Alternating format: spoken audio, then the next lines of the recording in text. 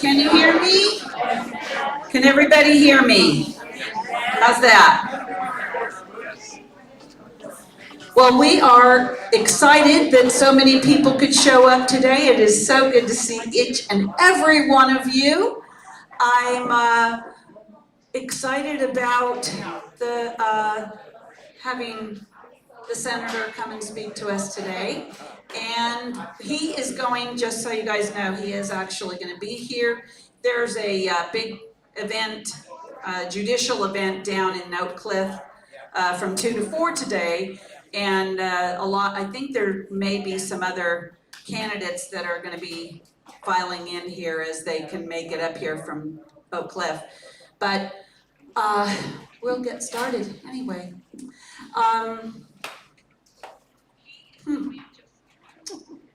You ever maybe I'm just gonna sing, I don't know. Free bird.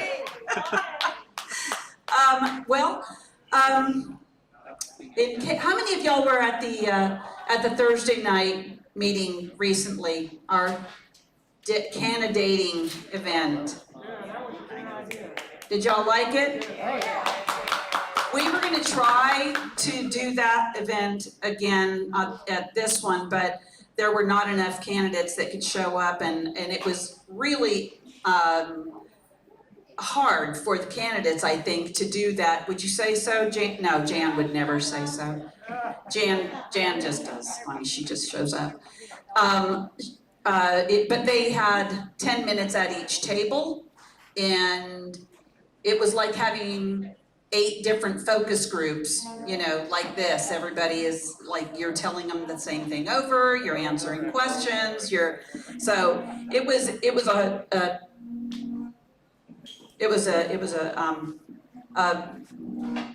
big effort on the part of the candidates, and I'm sorry that some of you missed it. But we're going to try and do that again, probably, I don't know, December, January, after they are finished all their filing and we know exactly who's going to be on the ballots and all that. So I hope that we'll keep you all informed, and hopefully you'll be able to make it next time. So one of the things that I want to talk to you about that is coming up this next week, we have decided that we're going to do a protest, and that's not something that RAD has done before. So it's something that, we chose to do that for this event, this situation, because it's so important. We will be at Angie Chen Button's office on Friday between 3 and 5. And we're just gonna let her know that we do not support vouchers, and that we want her to vote no on the vouchers. I would love to see a lot of us show up with signs and, raising our voices to let her know that she does in fact, answer to us, and that we do not support this. So I hope that you'll sign up for that. Come join us and let them know that we're not for education savings accounts or whatever they want to call it this time. We're against it. We've been against it for years. It's essentially the defunding of public education, and we've got to hold the line. So this afternoon, we are going to actually have, like I said, the senator's going to be here to talk to us. He's going to talk to us about the Paxton impeachment trial. Some people call it an acquittal. I think Joe Jaworski called it the Senate pardon of Paxton. But he's gonna let us know where that stands and give us some more information on the firsthand view of what happened there. He'll also talk to us about the constitutional amendment propositions that are going to be on your ballot in November. Is everybody planning on getting to the polls to vote for that? Some really important things on that, in that election as well. So being fully informed about what's going to be, you know, what these propositions mean is real important too. So he's going to talk to us about that, but then he's also going to talk to us about the upcoming special session with the vouchers being the target that that the governor is intent on passing. So we're going to get started with that when he gets here. Before that, we're going to introduce a couple of candidates that have gotten here so far. I think I'm going to start with Miss Avery Bishop. She is going to be running for, she is running for House District 112, and that's where we are right now. So I've been anxious to get her up here and talk to you guys for a while, but today we got her, so come on up.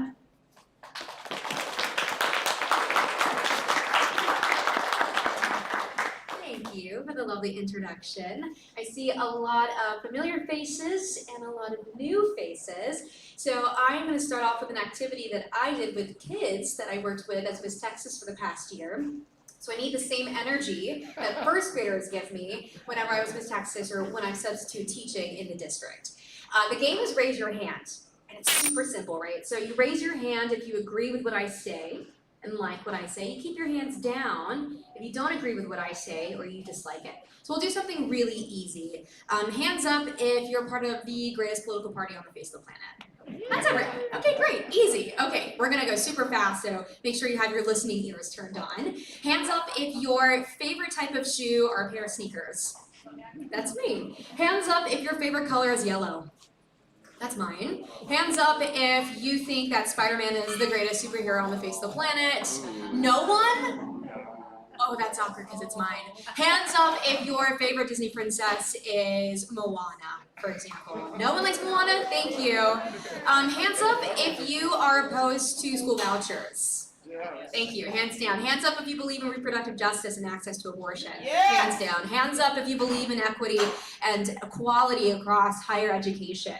Hands up, hands down. So you get the gist, right? So as Miss Texas, I traveled 70,000 miles, essentially playing this activity and teaching children the importance of learning about representation, diversity, and the difference between equity and equality, because there is a very fine line between the two. I decided to run for office because I personally am very tired of waiting and sitting around twiddling my thumbs. I turned 27 this past month, and I thought to myself, I start paying my student loans, I have to get a job, I gotta pay rent, and I think this is the best time to run for office. So I threw my name in, and I'm running for District 112. Why District 112? I was born and raised in McKinney, which is not in the district, and I went to school in Prosper for all 12 years of my public school education. I then went to undergrad and law school, was the first in my family to graduate from SMU in Dallas. And then as Miss Texas, which is headquartered in the district in Richardson at the Eisman Center, I spent 12 months teaching over 200 public schools and hundreds and thousands of students the importance of being kind to one another. And that is so important, and what I'm going to bring to this campaign is bringing politics back to the people rather than to the money. And yes, I have to raise $1 million, which is a little bit daunting and something that I keep in the back of my head almost on a daily basis while I'm washing dishes, for example. But we can certainly flip the district this year. For the past almost a decade, our party has been trying to flip the district from red to blue, and this is the year that we do it, but not without the help from people like yourself. I'm so excited to be working very closely with our precinct chairs, with the youth, with everyone from every single generation who has willing hands to help out. I have two final experiences in my life that impacted me and why I decided to run for office, and then I'll tell you about the specific policy priorities that I have going into running for office in 2024. When I was 16, both my parents worked 2 jobs each. They're really hard workers. My mom is from the Philippines. She immigrated in the 90s. She's back there. She's super cute. She's wearing my logo. She's like, don't look at me. Somebody mistook her her as my sister, so don't get that to your head, Mom. So my dad is a fifth-generation Texan, so born and raised in McKinney as well. My grandfather went to McKinney High Schools. They taught me the importance of working very, very hard. My dad was a school bus driver, and when I was 16, he decided to run for office, mayor of McKinney. And in my head, I thought, Dad, what on earth? You have no money, you don't have a college degree, you don't look like a typical politician. Why on earth would you run for office? And he said he wanted to simply try. And that's what a lot of people in our district, in Texas, across the country, across the world, don't want to do. We're too scared. Or we're not rich enough, we're not tall enough, we're not pretty enough, we're not white enough or Asian enough, or we don't speak a particular way. And so we convince ourselves that we don't deserve to try at all. So that's why I'm throwing my hat in the rings, because I saw my dad, who had absolutely nothing, who was on a mission to just showcase how normal people can run for office. There is no right time to do it. And then second, when I became Miss Texas, I fought for diversity and inclusion legislation and worked very closely alongside Planned Parenthood, of which I was a featured speaker for them in Austin 2 days ago. Thank you, appreciate it. And that was pretty difficult. Usually as Miss Texas, you have to speak and look a very particular way. But as the first Asian American and as the first outspoken woman as Miss Texas to speak about reproductive justice, I felt it was my responsibility. And now it's my responsibility to run for office. As someone who is 27, who has loans to pay off, who is hopping from job to job, who's still trying to figure out life and has a passion to make sure that our communities are represented, I decided to run. The intention is to win. But at the end of the day, if I don't, it's about increasing transparency, pulling back the curtain, and showing the process of politics so that the younger generation can see what I'm doing, see myself on social media, and think to themselves, I can try too. And we're not going to change overnight. We're not going to get a majority in the Texas legislature in a while, right? Not tomorrow, probably not in the next session. But the point of running and getting elected is to increase transparency, increase visibility, and build the party into a party that can certainly change Texas to blue. Thanks. My policy priorities, you can probably guess. I'll be super quick about it, and then I don't know how much time I have left. But you can probably tell I'm really big on public education. I grew up in public schools. My dad was a school bus driver, but I'm currently substitute teaching in the district. So I'm seeing firsthand what it's like in a classroom when one teacher has to teach 38 students and a teacher who is severely under-resourced and underfunded. Second, accessible healthcare and reproductive justice, not just within the district, but across Texas as well. And then my final policy priority, of course, is making sure that everyone has a decrease in tax property, for example. Also going to the community and asking questions and learning more about what the issues my constituents really want to have addressed. I feel that politicians are very far removed and run on policies that their constituents are like, I don't even know what that means. So as I block walk and as I speak with community members, I'm going to ask them what they want from their representative. And that's it. I'm willing to open it up for 1 or 2 questions if I have time. Oh, she's nodding. She's like, yes, ask questions. So absolutely we'll take 1 or 2. It can be about anything. Hi. Have you done the data analysis? How many votes do you need? I need about 5,000. That's my win number, between 5 and 6. I know Brandy Chambers in 2018, ooh, that was almost live. 2018 was very close. About 285 votes. And I've been speaking very closely with Brandy Chambers to make sure that I learn from not necessarily her mistakes, but her successes as well. She put up a really great fight, as well as Elva, who ran in 2022.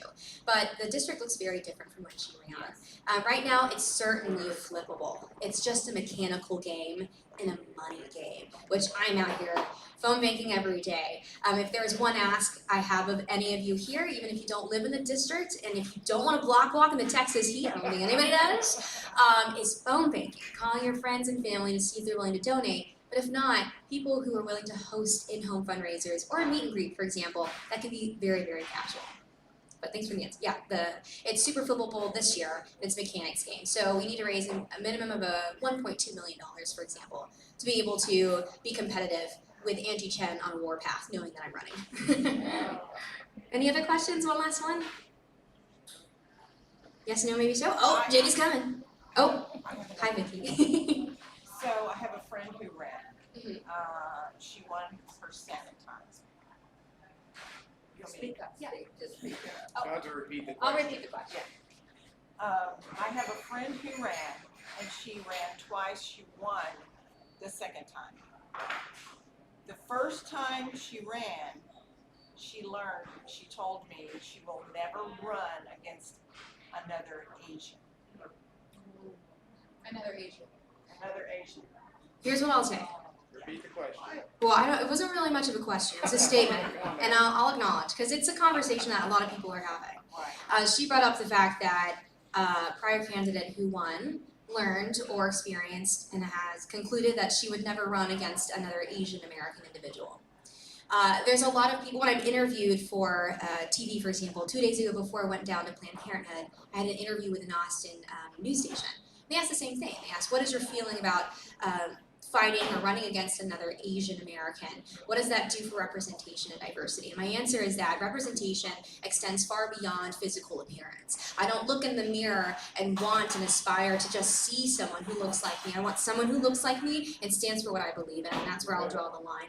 And Angie Chen Button does not have the same beliefs and ethical values that I do.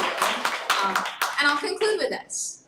We never have this conversation. No one brings this up when two white men compete against one another.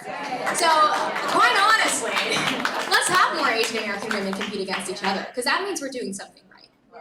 Right, great. Thanks, guys.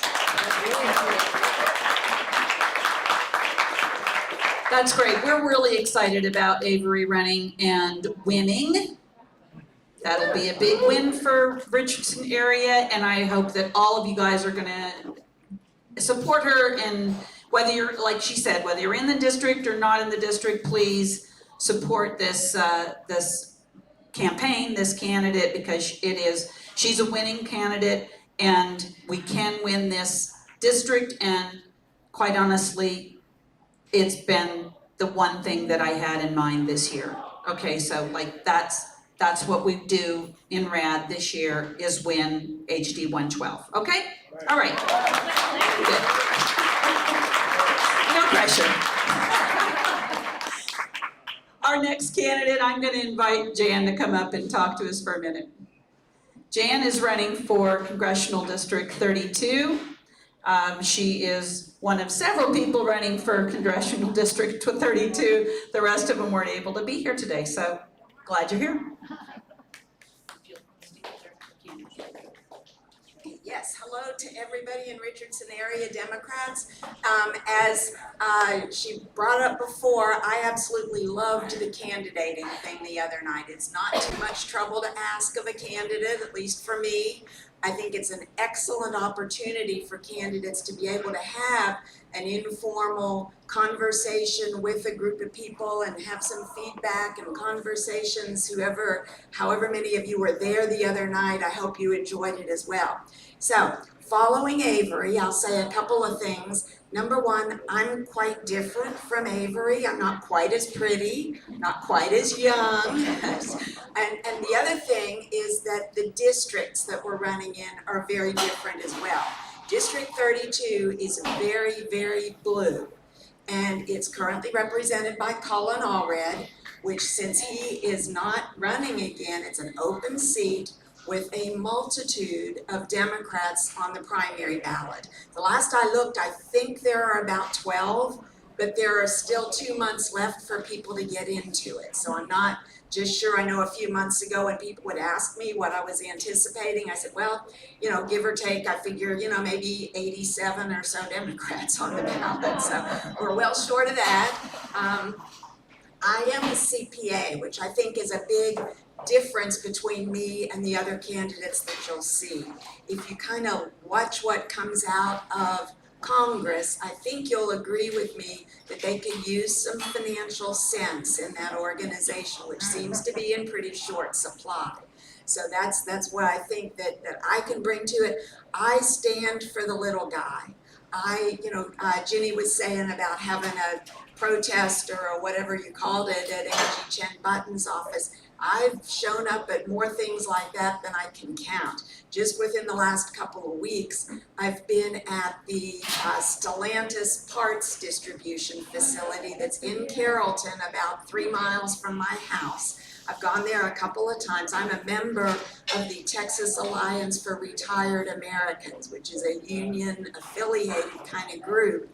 So I was there.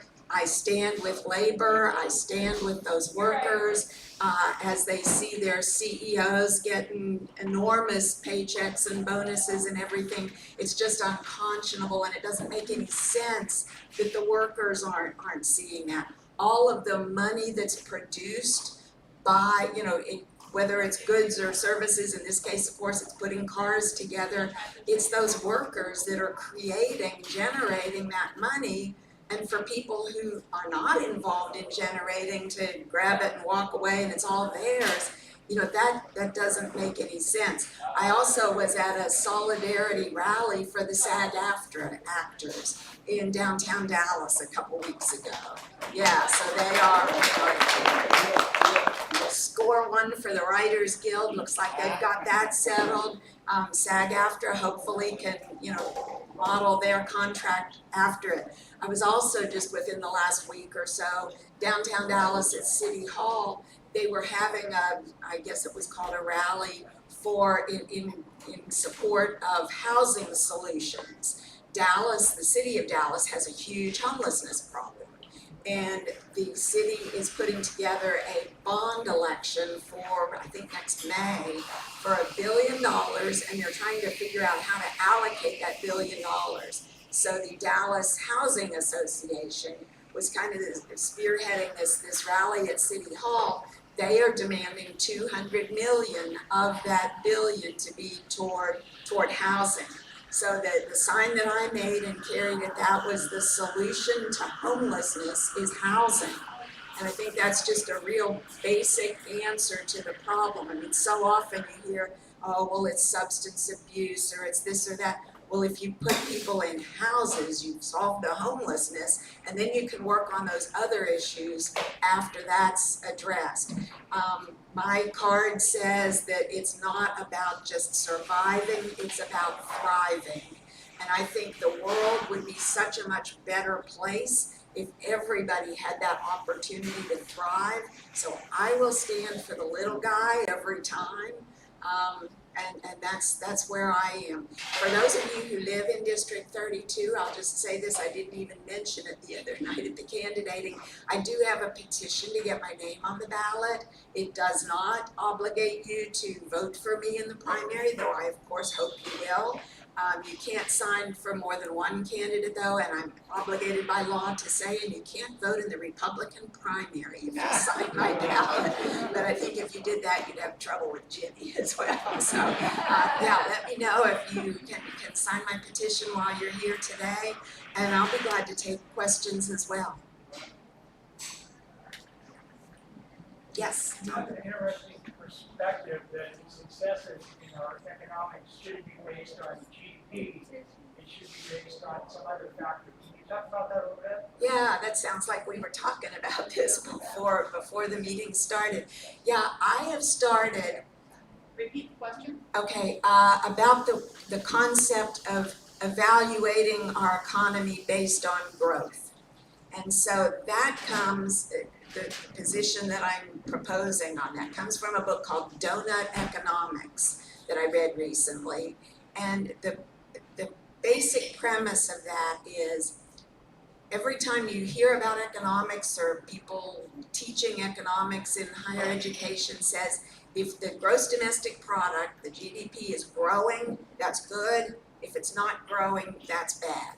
And she totally threw that idea out. She doesn't buy that. She says that's bogus because we have a growing economy, but there are so many people who are not thriving.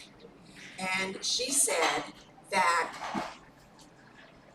the benchmark, the measuring stick ought to be whether people are thriving. And the title of the last chapter of her book is Become an Agnostic About Growth.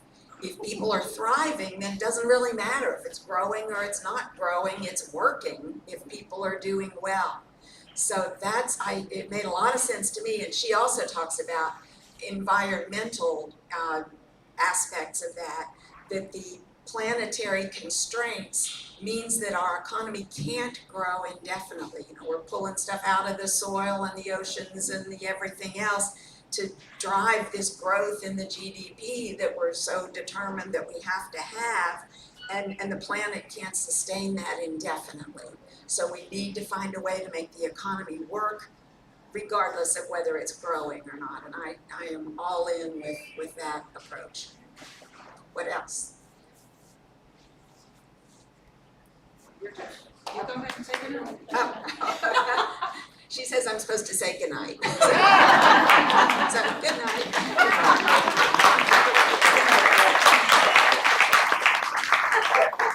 Good night, folks. I don't know, I'm not quite on today. I'm gonna go next to a judge. Tracy Shelby is running for the 162nd District Court, and I'll let her tell you a little bit about her race and why she wants to represent you. Thank you, Jenny. Hello, my rats. I am so excited to be here before you all today. You're all my friends. I am Tracy Shelby. I am running for the 162nd Civil District Court. Why should you be concerned about this court? Because the Civil District Court is our largest trial civil court. It is the big money court. So let me tell you a little bit about myself. I have over 24 years of legal experience. I have a master's in law from Georgetown University. I have an MBA from Tuck School of Business at Dartmouth College. And I have worked on Wall Street taking real estate investment trust companies from public to private.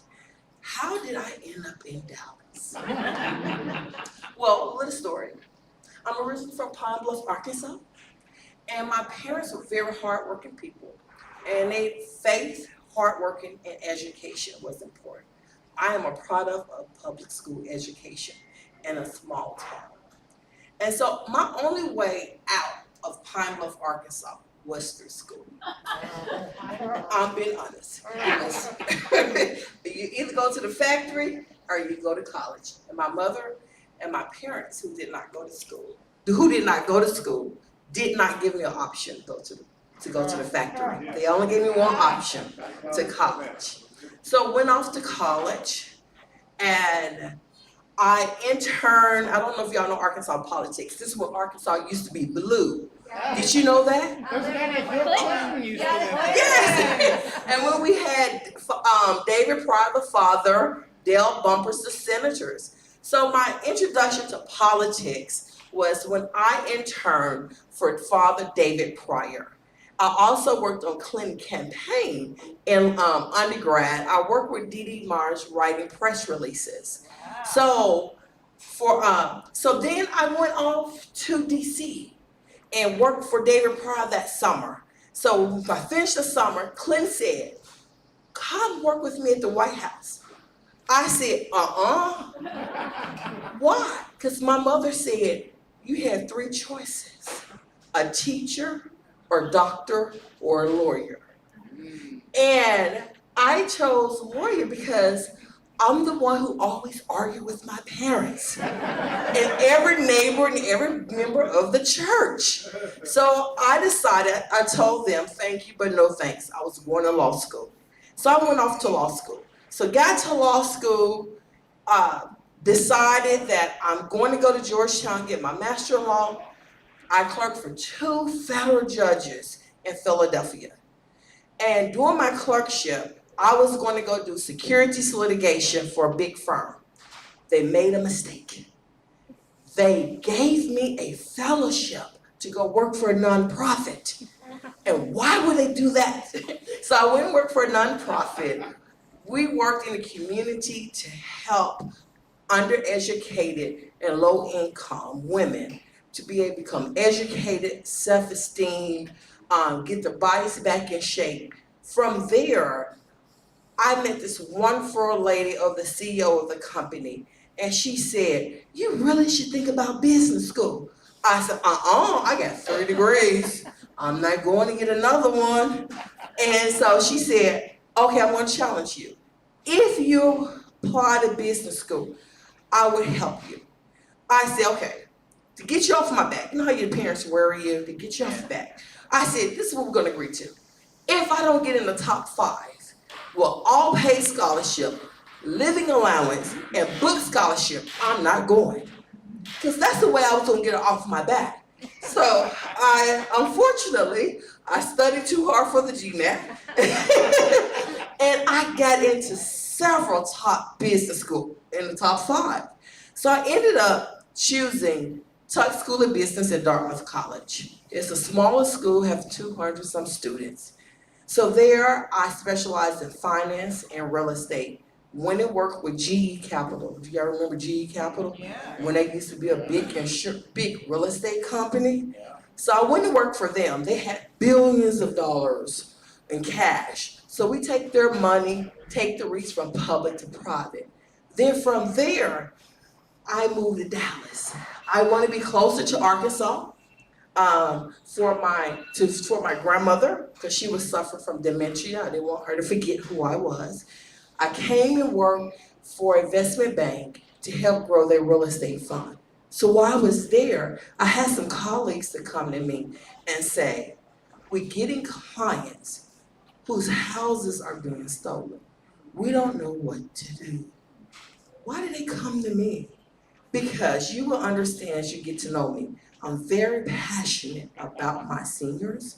I'm very passionate about my underrepresented, unsophisticated community. Go take advantage of us educated people. Go take advantage of the rich people, but leave my seniors and my unsophisticated community alone. So I took those cases, went down to civil court, didn't know what I was gonna really do, but I knew I had to do something. So I asked for temporary restraining orders to stop the foreclosures. So the judges gave it to me as an emergency, but they also said, Shelby, they voluntarily signed their house over. How you gonna, what cause of action is this? I don't know, but I'm gonna figure it out. So what did I decide? I said, okay, I knew bankruptcy. I ran over to bankruptcy court and I went to Tom Powers. And I don't know if y'all went to SMU, if y'all know Judge Harlan Hale. He was chief of bankruptcy court, now he has retired. I went to him and I said, they still in these houses. What are you all gonna do? And he said, well, if the facts are what you say they are, Shelby, why don't you bring them over to bankruptcy court? Because you know, we got a 2-year look back. I said, okay. So I brought them on over, I brought these cases over before Judge Hale. And I'm just arguing with Judge Hale, but they still in these houses. And Judge Hale said, well, Shelby, we're in the bankruptcy code. I don't care what the code said, it's unfair. And if you get a chance to meet Judge Hale, he would say, I threw myself my mercy on the court. And I said, they're still in these houses. Our community, white, brown, underprivileged, we work for one asset, it's that house. So I was able to file lawsuits with the bankruptcy, reverse those sales, get them back on financial footing, shut down a lot of those Save Your Home companies, and work with the United States Attorney's Office, and we prosecuted some from my work. So from there, I became the person, as they named me in bankruptcy court. If your house has been stolen, call Tracy Shelby. So I have been the one, you all don't see Save Your Home companies around that much. You don't see those commercials late at night. You don't see a lot of signs anymore saying I buy your house in 24 hours. If I drive down the street, if I see a sign that says I can buy your house in 24 hours, guess what I do? I stop, take a picture, and I find somebody who has dealt with them because I'm ready to shut them down. So what I need in this court, my court is important to our community. I'm gonna be fair, I'm gonna be all of that. I won't have endorsements, passive community politicians. I don't care about that. What I care about is the community. How does my court affect the community? consumer debt, judicial foreclosure, home equity line of credit, and HOAs. If you don't have money to pay your credit card bill, your mortgage bill, or your HOA dues, how in the hell you gonna have some money to come and hire an attorney at $200 to $1,000 an hour? And what is happening to these lawsuits? Default judgments. Texas, we can't garnish paychecks, but we sure in the hell can garnish bank accounts where your paycheck end up in. What do I want to do in that court? I want to start something different. I want to be the person that reaches out. You know, as a judge, I don't have to reach out to them. You sued them, you served them. They didn't file an answer, so what? Sign, give me the order, default, gone. But that's our community. That's our seniors, that's our underprivileged. So what do I want to do? I want to write them a letter. I want to knock on the door, say, come to court. I need you there. I want to be able to put him on a different financial footing. So I am of the community, by the community. I work for my community. Where was I today? Working out there in the community. So what I need you to do, I need your support. Donations, block walking, telephone banking. I need to be your community advocate on the bench. I need to protect our community. And I'm asking you to support me for the 162nd Civil District Court, March the 5th, 2024. I am Tracy Shelby, your judge for 162nd.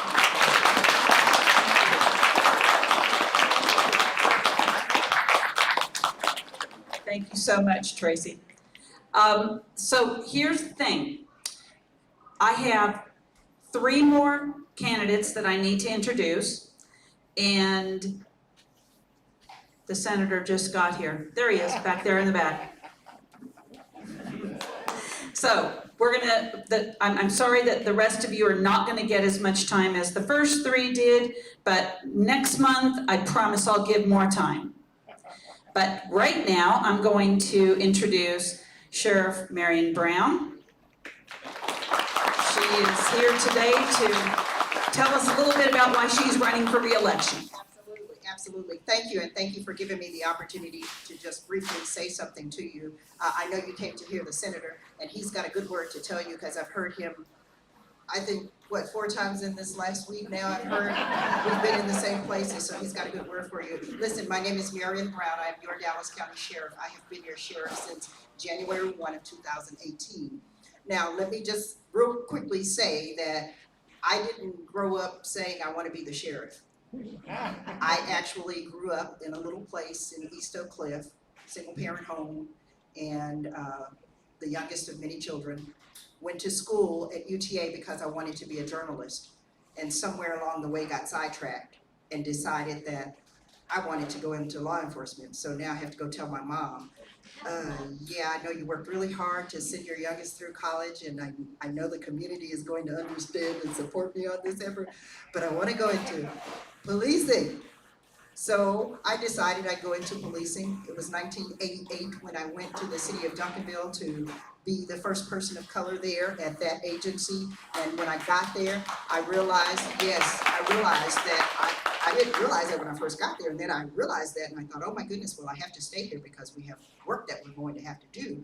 We've got to get the community on board with what it is that we do as police. We have to foster a good relationship between the community and the police. Fast forward 26 years later, I'm the Assistant Chief of Police in Duncanville. When I leave Duncanville, I come to Dallas County as a Chief Deputy. 3 years after I came to Dallas County, you know the story, I ran for what? Election. Do what?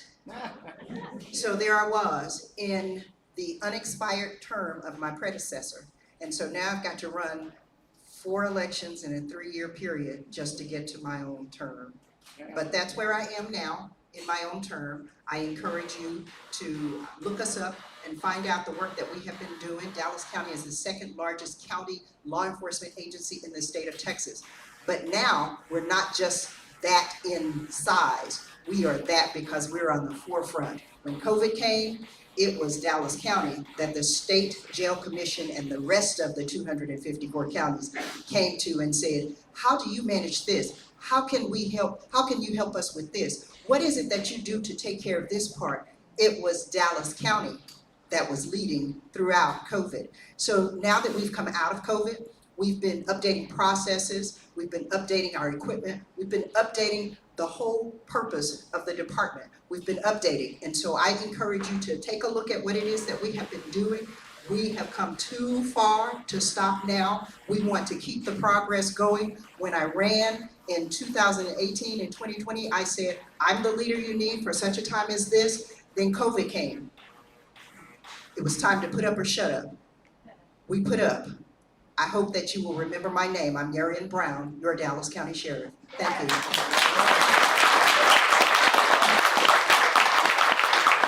And they are leaving a few of their flyers back here in the back, so please grab one when you're on your way out today. Absolutely. Thank you guys for coming. They've got to run. They've got to be at the Fair Park here shortly. So appreciate them being by here. I also want to let you know that Lupe Valdez is also going to be running for sheriff. It's kind of convenient that Marion walked out as I was going to say that. She wanted to be here today, but she had a funeral that she had to go to, so she will be with us at another meeting soon. Kim Phipps is also running for the 162nd Civil Court, and I want her to take just a few minutes to tell us about why. I'm Kim Bailey, and I am going to be very brief because we are waiting to hear from the Senator, and I know that's why you're here. So, really quickly, I am a lifelong Democrat, and I'm running for judge of the 162nd Civil District Court. The reason I'm running is because I believe in fairness. And so, in my court, each person, whether they're pro se, whether they're represented by an attorney, whoever they are, wherever they're from, they're going to have a full and fair opportunity to be heard. All of their issues, all of the facts from both sides will be weighed, and we'll make sure that what the end goal in all of that is that justice is done. I also believe that what we need is an efficient court. I think Dallas County truly deserves a hardworking judge who will show up. One saying that they have is that justice delayed is justice denied. So I pride myself on my work ethic, and I have over 30 years of civil legal experience. I have been in the courts for over 30 years, handling the types of cases that are heard in the civil district court. So I will be ready to hit the ground running on day one.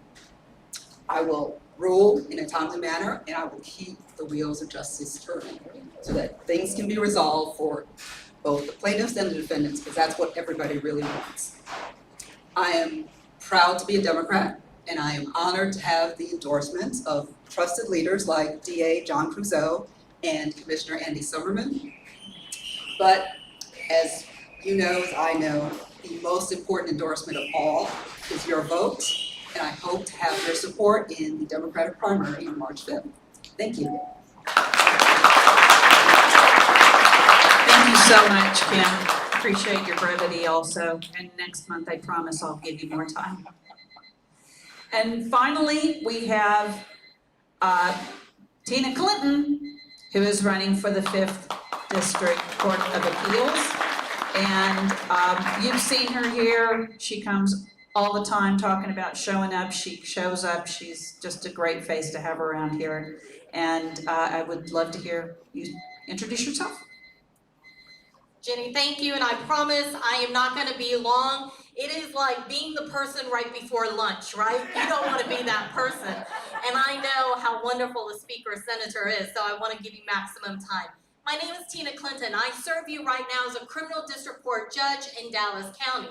I am running for the 5th District Court of Appeals. It is an appellate court. It reviews a trial court. And I think the important part is this. You've elected me as a Democrat 4 times already. You have had the opportunity, thank you. You have had the opportunity to see what kind of a judge I am. You know that I work hard. You know that I have your values. You know that I show up for you. You know that I go to work. And what's important is that I have experience as a municipal court judge. I was one for 4 years. I was a county court judge. I have been a district court judge. It is a very unique perspective at each of those levels. The appellate court actually reviews all of those trial courts. To be able to have experience on each of those levels and then go up to the appellate court so that you know when you are looking at those transcripts what people are doing, why they're doing it, and to be able to grade on that basis. You know, you and I both know, if you try to tell someone who's never had a banana what a banana tastes like, it's not the same as actually biting into that banana. What I offer for you is the experience and the work ethic that you know that I bring to the bench so that I can go to that court and serve you, the citizens of Dallas County. So I'm asking for your support, I'm asking for your vote, and I will be around so that I can answer any other questions. The one other thing that I want to point out, because Avery is still here, I'm a first-generation American. I immigrated here when I was 4.5 years old. It is truly wonderful to see another generation of leaders step up that have values and experience that serve our values. And so I'm wonderfully glad to hear her. I'm wonderfully happy to be on that same ballot with her. And I hope that you will give all of us a review that have spoken today. Thank you.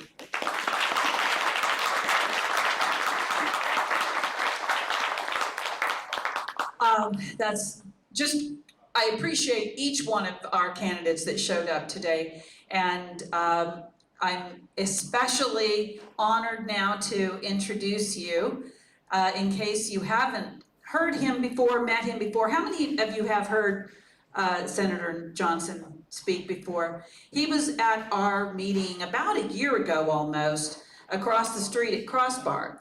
And that day, he was coming in at the airport, and I think his flight was delayed.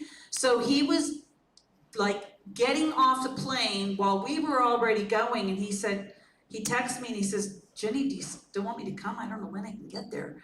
And I said, I really want you to come, please come. I know I'm asking so much. And he did, and he did it again today. And he is just like, we're so fortunate to have him in the Richardson area representing us. Thank you so much.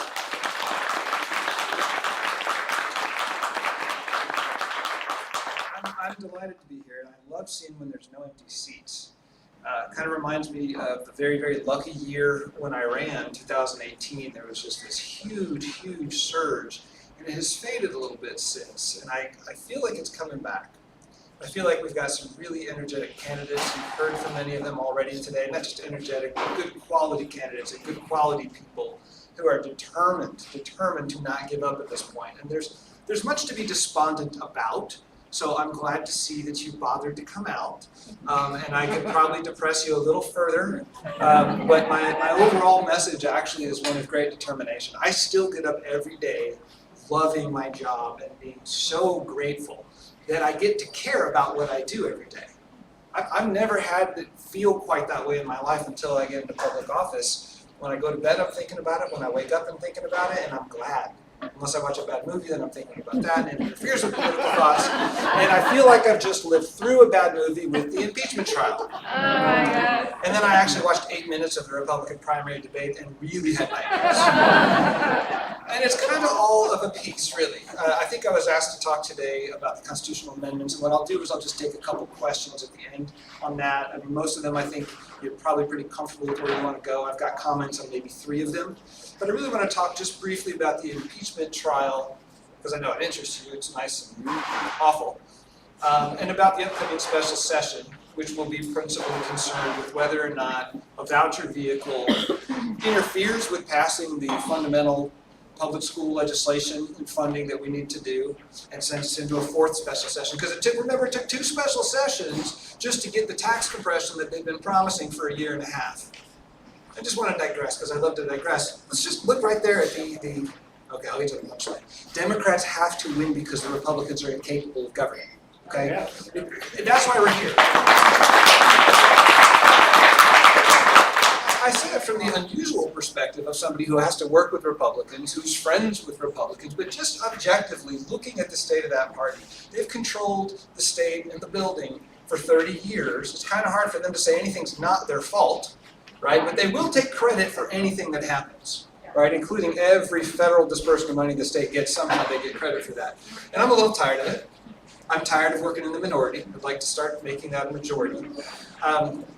But the last few months, dating back to actually the last 12 months, how long ago did the governor tweet that he was going to devote half of the surplus to a tax break? At least a year ago. Okay, think about the sophistication of that analysis. I'm going to put half the surplus to property tax relief. Did he talk to an economist? Did he add up how much we need for infrastructure and healthcare and education? What do we need for clean? No, I think it was just half of it. It sounded good. Plus, it was close to the largest tax break ever. We'll get to the fact that that's not true later. So they had time for this, right? There's no Democratic-controlled chamber in there. Republicans control Lieutenant Governor, the Speaker of the House, the courts, the House, the Senate. I told you I'd get you more depressed. But with all that power, and with tax relief being the #1 priority, you think they could have passed it in a single session? No, not even close. House and Senate were absolute blood feud. Literally, a couple hundred bills died out of spite between the House and the Senate. And there's plenty of blame to go around. That would take all night, though. It's a shame, and it just demonstrates an inability to govern. And then we come to the impeachment trial, right? 60 of 87 House Republicans vote to impeach. All the Democrats vote to impeach. You understand, an impeachment is not a conviction. It just says, whoa. I'm not sure if what looks like happened, but somebody ought to look into it. And that somebody, constitutionally, is 31 senators and a presiding officer who shall be named according to the rules of the impeachment court that is devised by the 31 members of the Senate, which named the presiding officer of the Senate the presiding officer of the court. I don't think that was the best idea. Among other things, this whole thing was supposed to be impartial, and especially to look impartial. When you have the leader of the Republican Party, at least the faction, and I work with the Lieutenant Governor every day. I have to. He has to work with me. We're stuck. We still got to run an economy. I can work with him on some things. So I don't think it would hurt his feelings if I said he shouldn't have been the presiding officer. He's a Republican who favors a certain direction, who's friends with Ken Paxton, and if he's the perfect judge, it still looks biased. There's that little thing, right? I kind of got in trouble for a tweet, but it didn't violate the gag order in my opinion. And I'm a lawyer.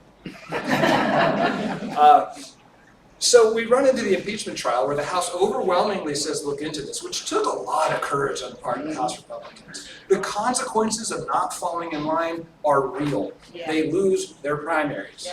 So it was extraordinary. And it came over to the Senate. People say, well, the fix was in. It was a foregone conclusion. I don't think it was a foregone conclusion.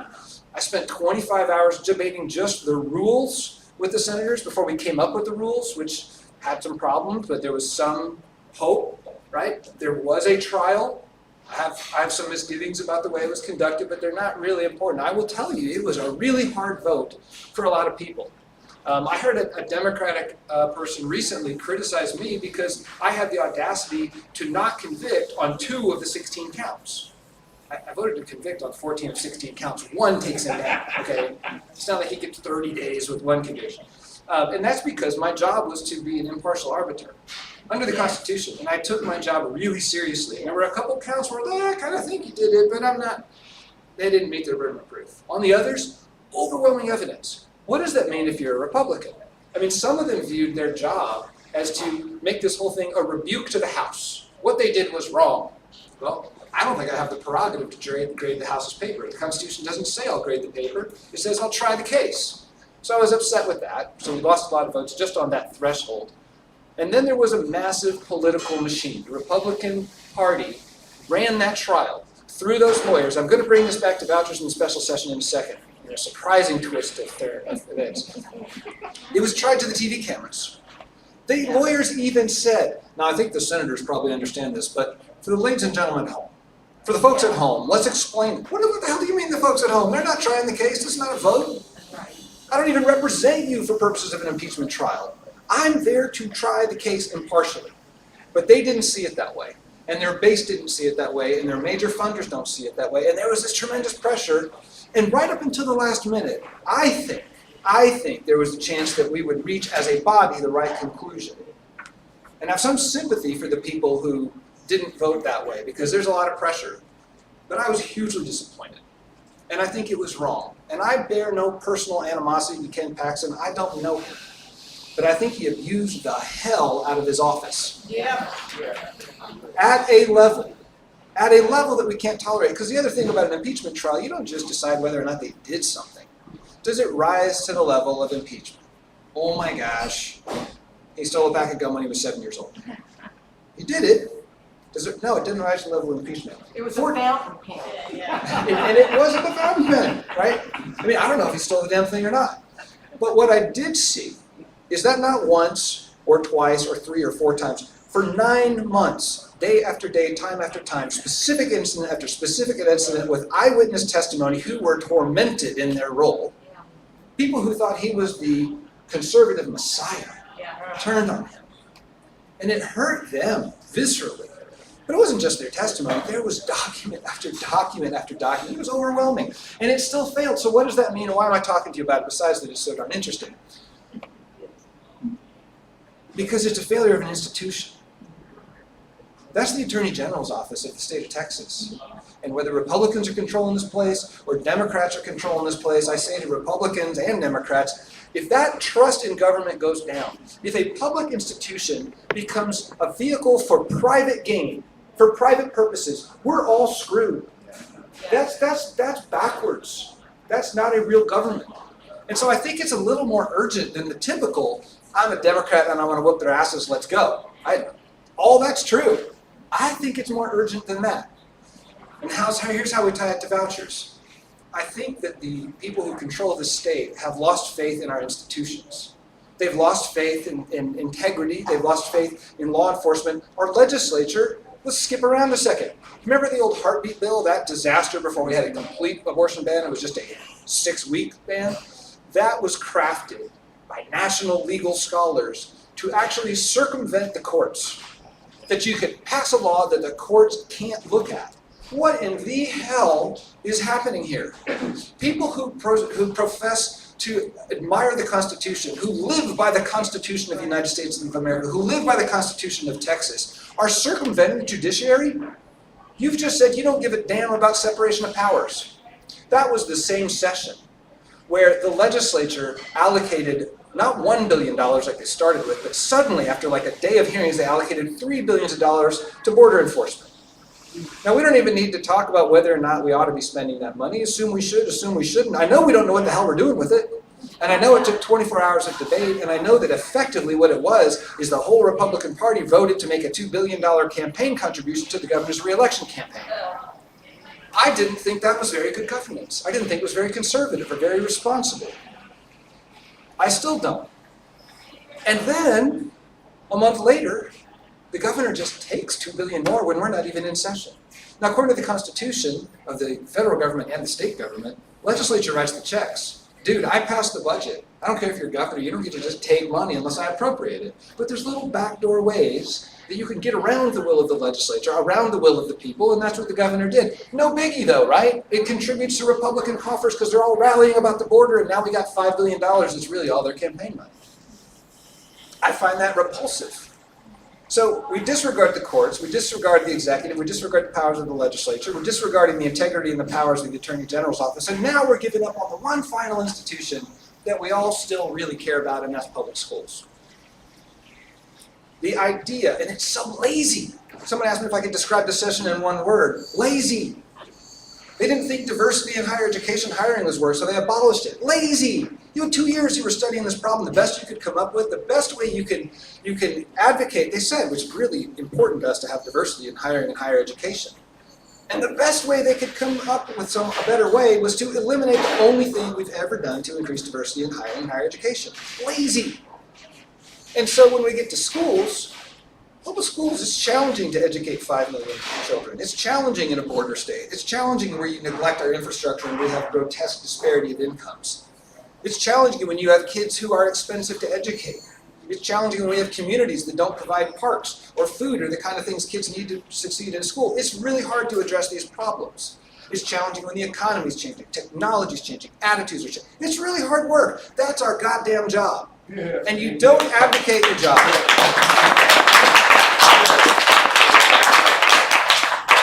And so the voucher idea comes up and say, I know how we can fix all these problems. Let's do nothing. Let's just cut a check. And all these little perfect tools, all these little education entrepreneurs will pop up out of nowhere and they'll have a fancier new iPad and all the kids who are having trouble getting education are suddenly going to get straight A's. Bullshit. Right. And I'm not usually that profane, I've just had a tough couple of months, folks. I'm really alarmed by it. I really do think that we're seeing a degradation in the common institutions on a nonpartisan basis.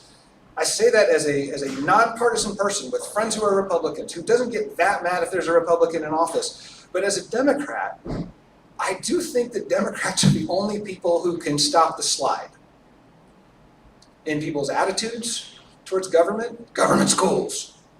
You mean public schools that we fund with public dollars through public institutions that we publicly elect so we have a public vision that serves the public? Yeah, that's what I'm talking about.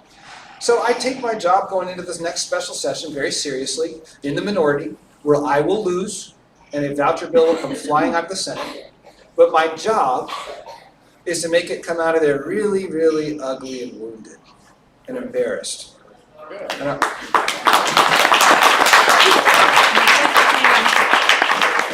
And I plan to be speaking about it, and I will be respectful, but I'm not going to lay any facts aside. I'm not going to not get at the microphone and tell people that 70% of vouchers in states that expanded go to kids who are already in private school.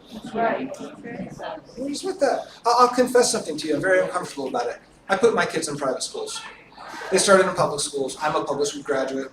My sister was a public school teacher. My wife's whole family is public school teachers. I believe in the public schools. I had circumstances that said I'm going to put my kids in a private school. That's fine. That's parental choice. You want to put your kids in a private school? Go ahead. I don't deserve a tuition break because no one's property taxes are tuition.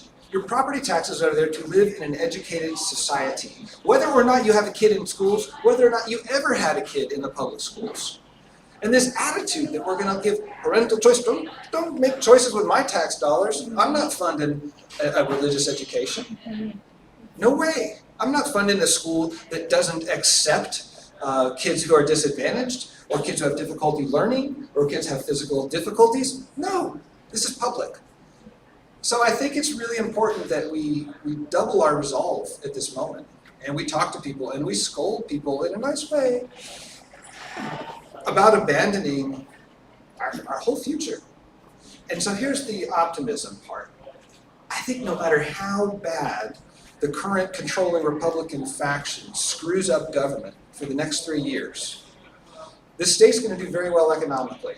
We may really continue to make people who are left out further left out and suffer worse, and that's horrible. The bottom's not yet going to drop out in Texas. It will happen a little later. But if we wait for that, it is too late. And the hopeful thing I have is that people finally have hit a point of panic where it's just absurd. And I think we're about to see a moment, like everyone sitting here in this chair, where we see turnout like we did in 2018. This whole region was up 300%. 300% turnout, and it's dropped off again. I'm seeing it rise back up. And the other thing I'm seeing is a generation of people who've always thought that having integrity and being fiscally prudent meant being a Republican. And I've had a lot of them say to me now, I'm an independent, i.e. disaffected Republican. Okay, whatever. Call yourself what you want to, but vote for the Democrat. I think they have to vote for the Democrat. And that is a 2-point advantage, right? Because it's one less vote for a Republican, one more for a Democrat. And the Democrats start seeing that going, holy shit, we could win. Okay, and then it goes crazy. So the other optimistic thing I see is I do think we've got a lot of really strong candidates with great personalities. And what drives people to vote is feeling like you get to vote multiple times.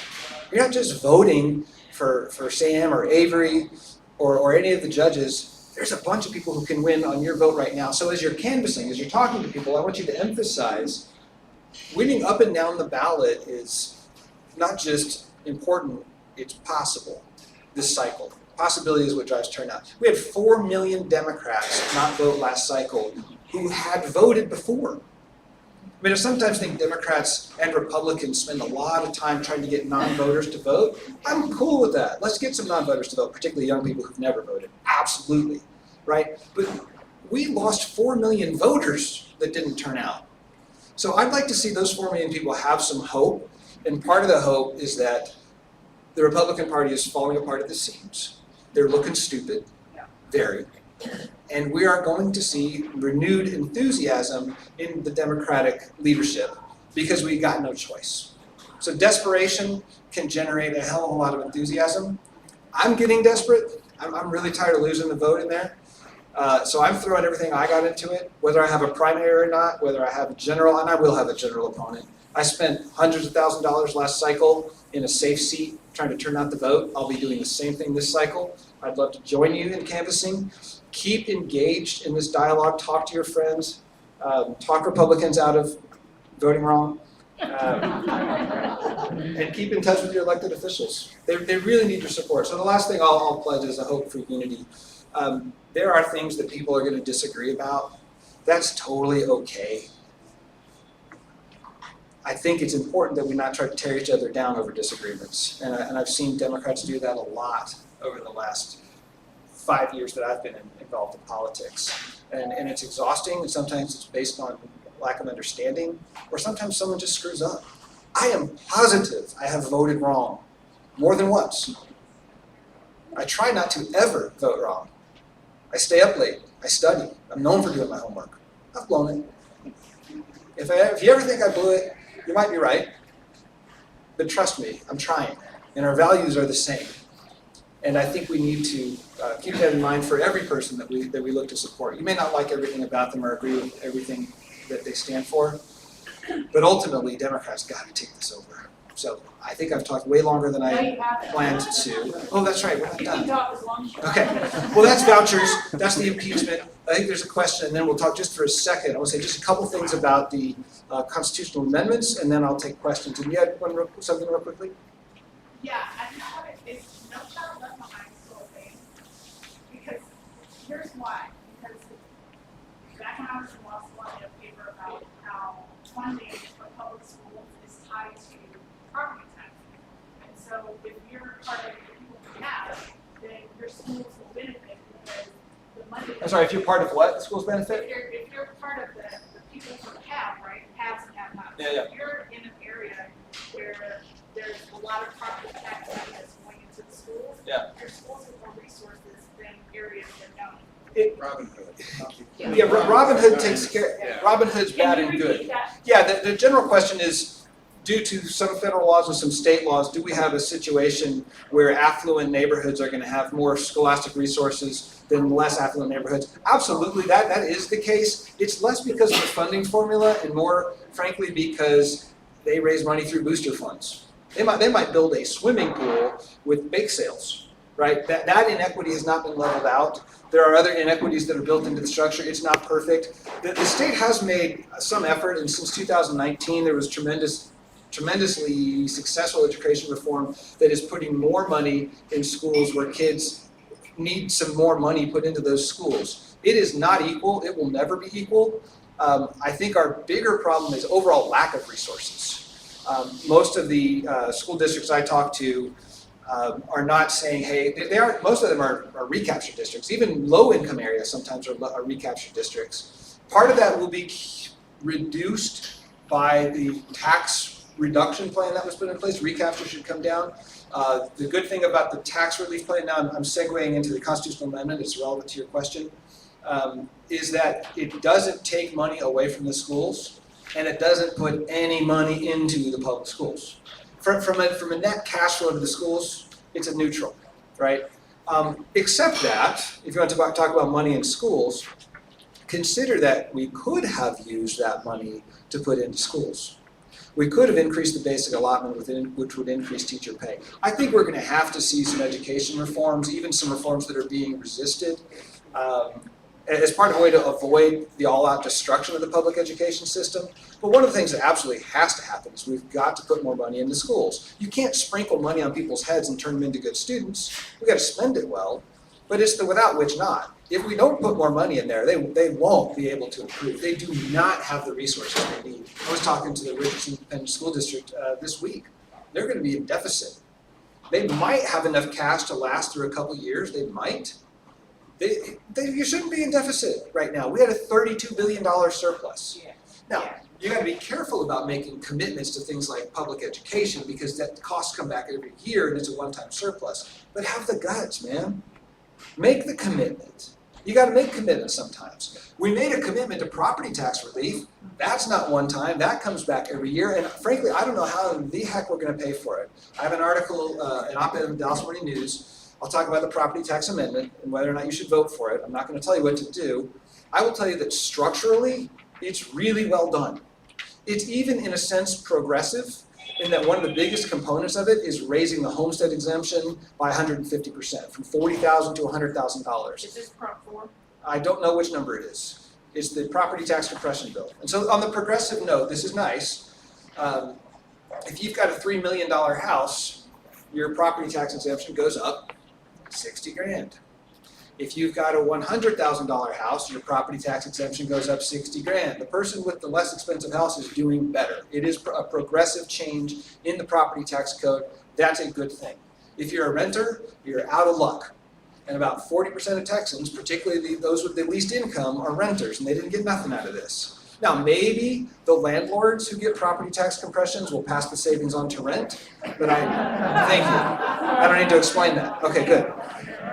Thank you, that was a great reaction. I have filed bills, I'm trying to do things for renters. The property tax bill, though, is structured well, both because of the progressive nature of the homestead exemption, but also the compression rates don't take money away from schools structurally. My problem with it is that it's too big. Remember at the beginning of this, we talked about Greg Abbott just saying half the surplus, right? Why? It says 18 billion. Could it have been 12 billion? I'm going to get a great property tax reduction. I'm excited about it. Sort of. Kind of feel guilty, actually. Our taxes are high. There's no question.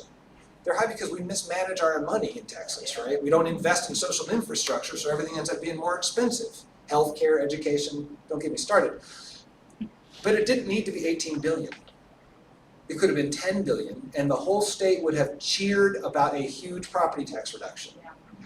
But because it's that big, we don't have enough money to put another $1 billion into providing park space for inner city kids, or for rural kids, or hospitals for rural areas, or an increase in the basic allotment. That is a commitment going forward, but we could do it right now. We did do some good stuff. They did put several $1 billion into a raise for retired teachers, and we voted a perpetual cost of living increase.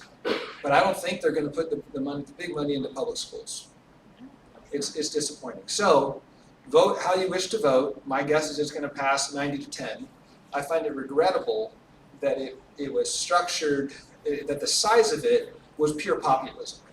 I think it's irresponsible. I think we're going to have trouble paying for it in the future. And I think it's money that we could have put somewhere more effective. And as far as school goes, I feel that way a little bit the way I feel about healthcare. You look at the amount we're spending. We do spend a lot on healthcare. We do spend a lot on schools. But if we spent more on the social infrastructure overall, it would be less expensive to educate kids if they didn't have to deal with so much. Right? So I think there's a lot of investments we could make broadly that would help. So that's that amendment. One amendment that I'm opposed to, that I'm sure I will be attacked for a decade or two, there's a constitutional ban on ever having a wealth tax. I've never heard anyone in the state of Texas say the word wealth tax, Democrat or Republican. It's just not something that ever crosses anyone's mind, right? Why? I don't think we need it. It's not politically viable, but we got so much money in the state. Our economic forces are so strong. We don't need to be messing with that. But someone might. Sometime down the road, maybe 30 years from now, the Texas economy is the earth is a different place. The Texas economy is a different place, and a different generation is going to be running it. And it's none of my damn business how they run their tax system. And I don't believe in putting into place a constitutional roadblock that tells my kids how to run this state. That's up to them. I think it's arrogance of a profound degree. I'm very much against confining. We do set up some structures, but there's nothing to that bill other than mobilize the Republican base. It's just bullshit, and I have a rule against voting for bullshit. So that would be my recommendation on that. One last thing, Tina, on the constitutional amendments, and I'll take questions. On the big $10 billion energy thing.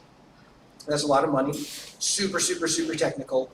I spend a ton of time on electricity. It's a lot of money, not totally sure we need it, not totally sure it's gonna work.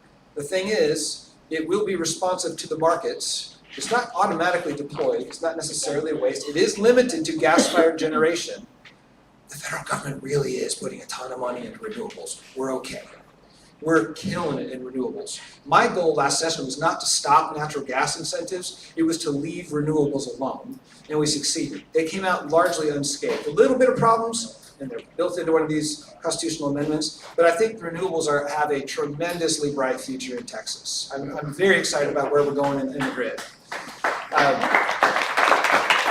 It'd be nice to have a few more natural gas plants because it is dispatchable and the technology is happening. 5-10 years from now, we're going to be doing great. Next 5 years, maybe touch and go. But I think it's a worthwhile market experiment, this bill, which is why I supported it. I risked all my political clout blocking some other things. So getting here was important. It also contains almost $2 billion for something that I passed in the Senate that they removed my name from in the House. Stuffed it into this bill with a Republican name on it, and that is backup power systems that can supply power to water towers, nursing homes, water treatment facilities, law enforcement, hospitals, all sorts of things. You know why? Thank you. Because even if we have all the generation in the world, a few machine guns will take out a transformer and knock a city out of power for 3-4 days. And there are systems in place that we all rely on that we cannot have without power for 3 or 4 days. So it protects against the inevitable, which we've got to do. And the other thing is, if you're out power, I should be without power next, right? You shouldn't be without power for 4 days and me with power on for 4 days. And there was no malicious mastermind flipping switches, giggling that someone's out. It was absolutely keep us all alive time, and they couldn't flip the switches on and off because it risked blowing the grid. So the other half of the bill that is built into the stuff that was part of my bill, those backup power systems make it possible to rotate people on and off because you're not cutting off the nursing home when you flip the switch because they're going to turn on their backup power. So it's a manageability of the grid. There's some good stuff in there. Longer than I want to talk about it, I think that's an important amendment.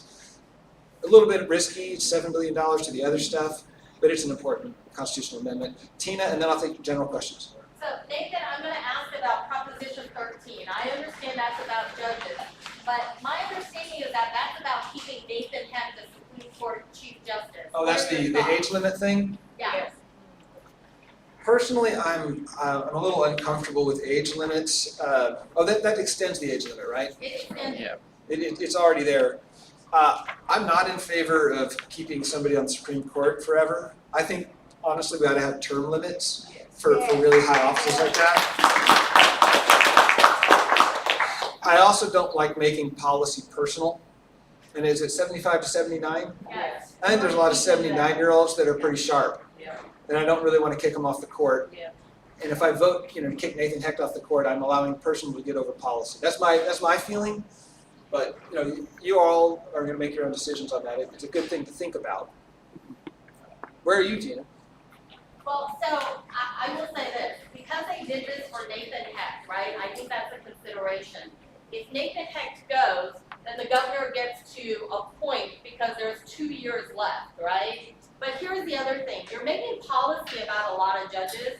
It's one thing on the appellate courts where you do mostly reading and writing, but to extend in a trial court where judges have to hear And to be able to sit for long periods of time in grueling trials, that's a different consideration. And this is not just about the appellate courts, this is about all courts. So the pros and the cons, I think, are something you need to weigh very seriously. Like, yes, can a judge who's very smart sit on an appellate court for longer periods than you're okay with that possibly? Do you want someone who may not be able to hear a trial and during jury selection, what someone is saying in the back of the room? Do you feel comfortable with that judge trying very important cases with lives on the line or millions of dollars? That's something you have to weigh. Yeah, those are good considerations. Let's move into questions. And Jenny, do you want me to stop and go away? Or we No, I don't. y'all tired? We Been have chairs this for a place long till time. 6 o'clock and I mean, it's 10 till 6, so Okay. Let's take a few questions. let's take a few questions. Okay, I saw her first, and then I'm coming to you. Some states are, some state legislatures are considering banning Trump from their ballots based on the 14th Amendment. Now, I would like to see that happen here in Texas. What would be our channel of applying pressure? Would it be our state legislators? It would never happen. Don't waste your time. I mean, she's asking a very intelligent procedural question of what would be our channels. Are they doing it through a referendum? I'm sorry. Are they doing it through a referendum? Lawsuits in Colorado. Lawsuits, okay. Multiple states. Well, I guess the she's wondering whether or not there's a way to procedurally that we could try to make sure that Trump is not on the ballot in Texas Based on the 14th Amendment. based on the 14th Amendment. And I think our answer has come from Ed. The answer is courts, many of which are populated by judges appointed by Trump. I think he's right. I think it is the courts. As far as through the legislature, never happened. This legislature, no, the legislature wouldn't do What it. about the Secretary of State? No. Paxton will shut it all down no matter what's wrong. He can't block the lawsuits. I don't have a lot of faith in any of that working. I'm trying to be optimistic, but it's also good to know what you're up against. And I'm not putting any eggs in that basket. If it happens, I'm not even sure. I don't know what it means if Trump is on the ballot, particularly if he's in jail. You gotta have the trials first. We gotta get the judges. Yeah, they gotta get going. So, Vicky, you had a question. Well, I just have a comment to Tina's comment, and that is, I'm an occupational therapist for 47 years. And you mentioned judges not being able to hear because they're old. We have lots of devices and adaptive equipment to allow that to happen. I think it's very dangerous to say, to have a cutoff point at 79, you're no longer able. You look at Nancy Pelosi at 83, you look at, Excellent. Hillary And you are very Clinton. correct. Yes. I think it is the scope of the majority of judges that you have to look at. And I will tell you this, and the only reason I say this is because it came from experience. During COVID, when we had to put protective barriers up, Yes. the judges could not hear. And our senior judges suffered with that issue. And so they couldn't do the There's trial. microphones. They couldn't hear, and the way that the courtrooms are set up, it's different. So I'm gonna tell you, you are very correct on that. There is no broad brush. No. But there are concerns on both sides, just like there is a concern with too young of a judge Yes. who might not have the experience. There are other concerns on the other side. Then what we do is we measure by their skill set, not by their. Which is hard in elections. There's clearly Right. a lot to think about here. And the fact that judges. And there will be disagreement, and that's okay. Next question. Yes, ma'am. He's breaking us up. Good job, Nancy. Start over. Do you have a date yet? Yeah, it is a week from Monday, Thank you. October 9th. 30 days? October 9th. They're officially 30 days. I don't know if it'll go 30 days. We need to go in and pass a bill in 3 days, adjourn. And then that fails, and then we'll come back. Or I don't know. I mean, one of the very frustrating things as a legislator is I'm supposed to be able to run my life, and I don't know what they're going to do. Yeah, I just know I have to be there. Yes, ma'am, and then I'll come to Jenny. okay, Judy Cody, I'm from Allen, from Collin County. Hi, Judy. We're wondering what is the Paxton effect gonna be on local elections in 24 for House districts? Especially in Collin County where every Republican voted to impeach him. And we think they're gonna get primary, there's gonna be a lot of crazy extremists running in Republican seats. I think Democrats can have it, they just have to pick candidates in those spots. I mean, what do you think? I think that that's a reasonable thing to think. I don't know that they'll all get primaried. I know that Kelly Hancock voted to convict his Republican senator. He said, I can't go anywhere without people swarming me trying to shake my hand and give me money. Really? And Kelly and I are friends, and I vote against him all the time, right? A few But honorable Republicans. But he has integrity, right? And political views and integrity are not necessarily the same. So some of those House Republicans will be challenged, will be hard. I think others are just going to fly right through. As for the opportunity it creates for Democrats, yeah, I think so. Particularly if one of those who voted to impeach wins. I mean, I know what I'd be campaigning on as a Democrat. Oh my gosh, you got the anti-impeachment candidate on the other side? Y'all got to be kidding me. Most people I talk to think it was a travesty on both sides. And Jenny had some. Most Republicans think it was a travesty. Democrats know it was a travesty. And Jenny. Do you have a sense of what the special session is gonna result in? Do you have a sense? I mean, do you think that Abbott would have called this if he didn't think that he had the votes? Or two, if he does, is there anything that we can do to affect that? He had excellent questions. He had no choice but to call the special session because we haven't passed the education bill. There's a giant education bill that has to pass. It was taken hostage and shot by the voucher sniper. Abbott's big gamble is he said, I'm not taking some watered down, just for disabled kids voucher kind of thing. He says, I want the whole thing, right? I don't know if he's gonna get it. It's high stakes poker down there. I don't know what's gonna happen. Having just suffered through an impeachment trial and witnessed a collapse, I'm worried. I'm worried that it passes, or some reduced version of it passes, which is just, of course, the next step to passing the full thing a session later. It's going to take them a few years to cover up all the information about how bad it's failing, or to at least manufacture some data that shows it passing. But nationwide, the data is very, very bad on vouchers. What do I think is going to happen? I wish I knew, Judy. So what is our What's your mission? mission? What can we do? I don't normally encourage people to, bring phones off hooks and things like that because most people have their minds made up. This might be an exception. I think people need to understand, I think the legislature needs to understand how absolutely disenchanted people are with the idea, again, in my view, of giving up on a public institution that holds us together. I think, in 2018, we saw this outcry over public education, and it did propel Democrats into office. It did cause Republicans to lose. It did cause Democrats to turn out, and it did cause Republicans to cross over. So to your point, you may see a combined surge of Democratic turnout and Republican crossover, and the more we talk about it here, the more energy it has. So again, I'm not so much of a throw rocks at the castle all the time because you're going to knock it down. You won't. This one's, people are listening. Somebody, I think it was you, Judy, that said that or somebody up in, one of the representatives up in Collin County, their person that was answering phone said, the representative is looking, we mark down everybody's request. They're your opinion of yes or no on this thing, and he is going to do what the people say to do. That was Keith Self.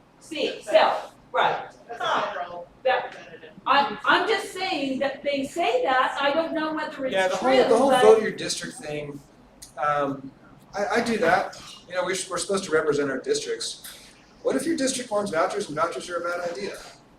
But at some point, I think an elected official has the obligation to go even to their own base and say, I disagree with you, I respect you, but here's some things I want you to think about.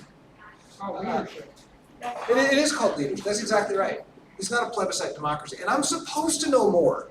It's my job, I'm there every day. If I don't, we're all in trouble. That's okay for me to get it wrong or us to disagree. But the idea that you just poll your district and vote that way on something as fundamental as whether or not we have a public school system is not good. So as to, yes, be loud, but also be specific. I don't think there is a form of voucher that's okay. What you'll hear is that in Vermont, it has worked pretty well for certain special needs kids. Vermont's like got 16 people, okay? We have 30 million, 5 million in the public school system. Vermont funds their public schools. We don't, I think it's just a no. I'm not in a very compromising mood on that subject. I saw him first, and then I'll come to you and I'll give short answers. And then super short answers, short questions, go. LRISD is talking about withholding or recapture. You see this as playing into the whole voucher system and the distrust of the jobs. As in they're going to refuse to pay? They're going to refuse to pay. This is starting to happen as a domino effect because the state's not getting. Is that legal? No, they're gonna get the answer. Yeah.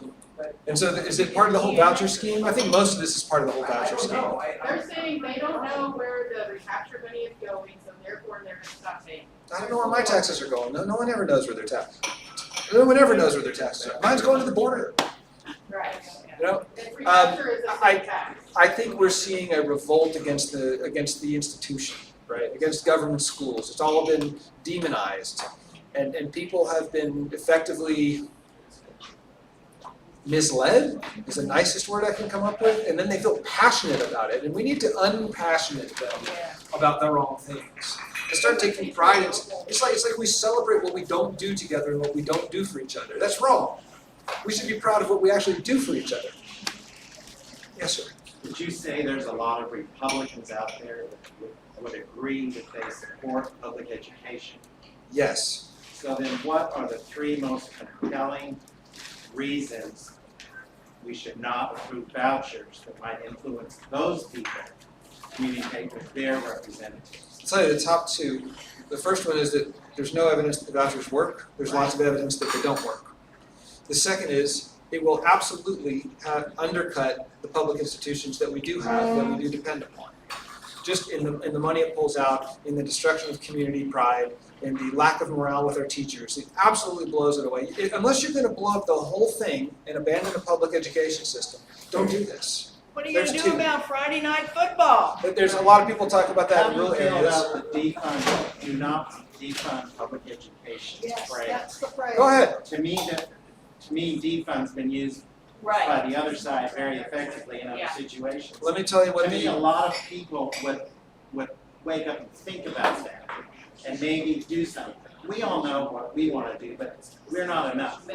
In the state, we need more people to communicate with their representatives. I believe in testing it. I don't know if it will work. I mean, they're going to say parental choice. You know where to take your kids better than the government does, right? And you're going to say you're defunding public schools. No, we're not. The kids that are going there get. It's worth a shot. I think it's worth a shot. I don't know. I'm not an expert campaigner.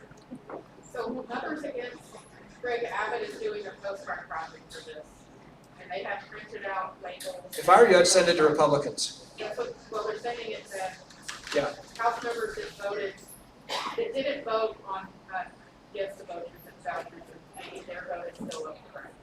And I'd be categorical. We're not for any. Put it this way, Robert, in terms of language, Jenny, in terms of language, I'm against the use of public money for private schools. Right. That's it. And that's really what I meant to say at the beginning with the Attorney General's office. It's the use of public institutions for private purposes. I'm against it. I said I would get to this lady and then we go, you sir. How do you feel about that Greg Abbott made on a podcast recently where those who don't, if he doesn't pass the voucher during the special session, then he'll get people in office next election, he will. Oh, if he says that, I'm delighted, because that means I don't have to go back for another special session. No, the question was, what do you think about Greg Abbott's comment that if he's unable to get the vouchers that he wants, he's gonna get people into office next time around who will? Good luck. Good luck. He's gonna look like, I don't think it's gonna look good for him to not come out of this with a win, which worries me. I think he may call us back again and again and again and again. But the other thing too is to remember that this comment of parents' choice, it's only parents' choice if you agree with their choices. That's right, that's right. Yeah, they don't, yeah, that's absolutely. She says it's only parents' choice if you agree with their choices, right? Like no sex ed in schools, like book banning, like all the other ridiculous things we've been doing to public education to make teachers even more depressed about going to work.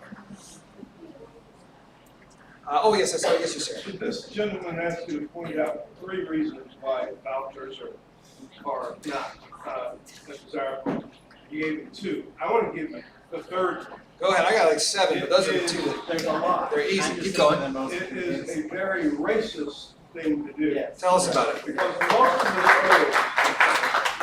most of the schools that benefit most of the areas and population, the demographic that benefits from public education are black and brown folk for the great deal.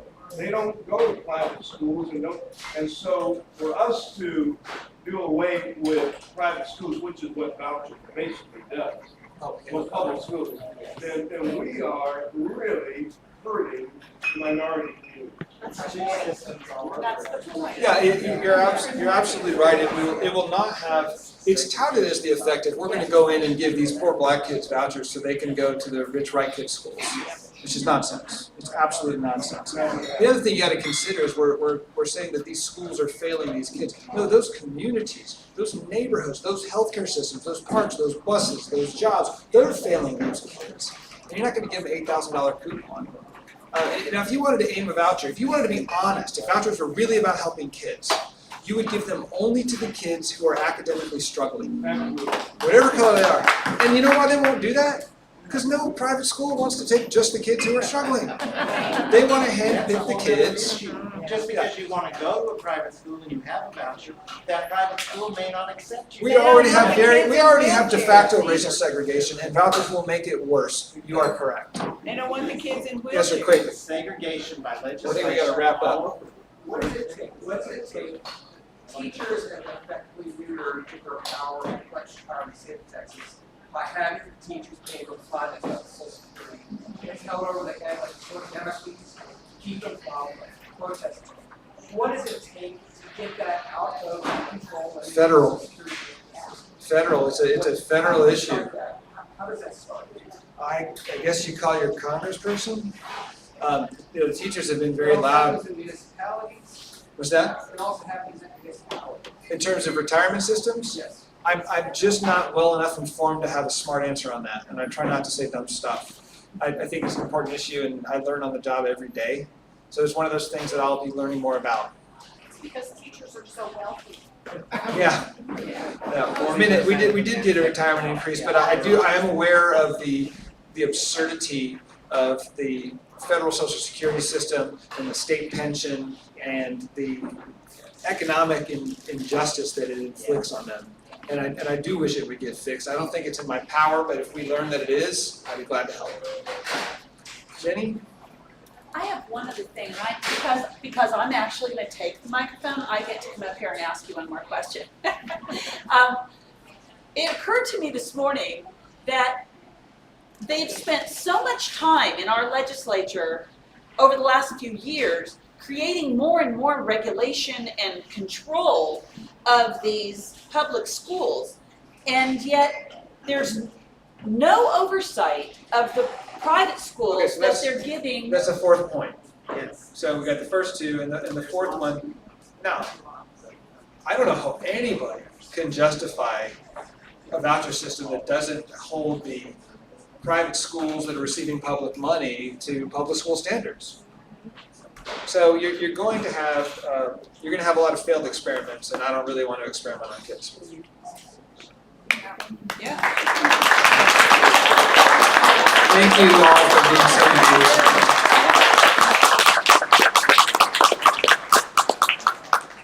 Did y'all enjoy that? Yeah. I don't think they're just saying that either. I think they really enjoyed it.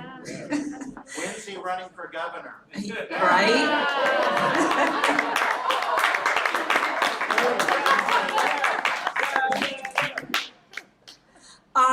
Well, I think we have overstayed our welcome here. If anybody has anything else that needs to be said before we adjourn, let me know. Otherwise, please. Avery signs. If you're in 112, please grab a sign. I think that's gonna be it today. Come back next month. We've got happy hour on the third Thursday and coffee and community on the last Saturday. Y'all have a good evening. Thank you.